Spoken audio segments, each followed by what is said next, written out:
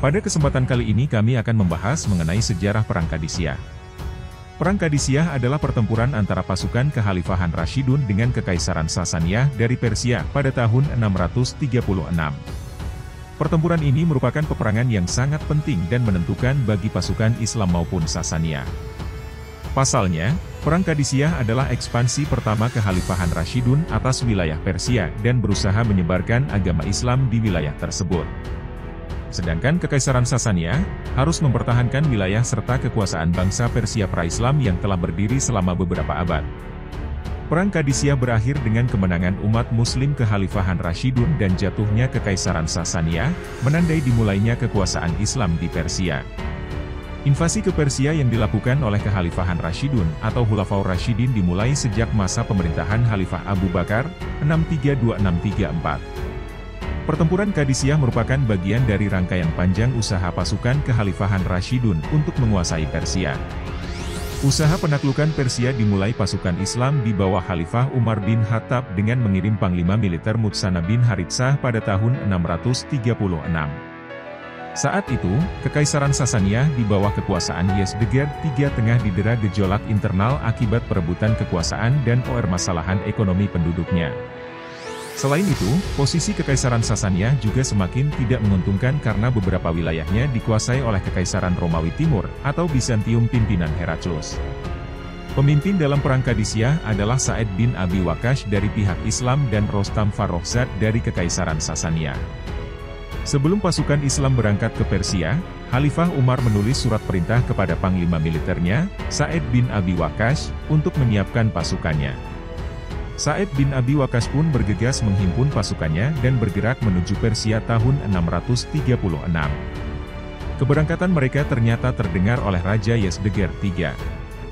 Raja Yezdegerd kemudian memerintahkan panglima militernya, Rostam Farrokhzad, beserta pasukannya untuk menghadang pasukan Islam.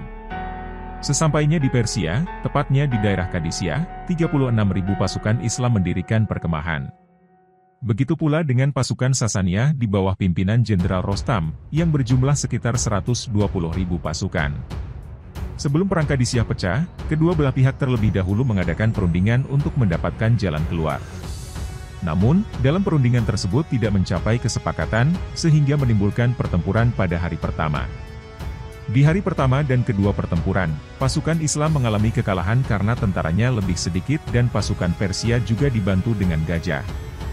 Pada hari ketiga, pasukan Islam di Qadisiyah mendapatkan tambahan pasukan Islam yang selesai bertugas dari Perang Yarmouk di Suriah di bawah pimpinan Panglima Militer Khalid bin Walid. Selain mendapat tambahan tentara, pasukan Muslim juga telah menemukan cara mengelabuhi pasukan gajah Persia.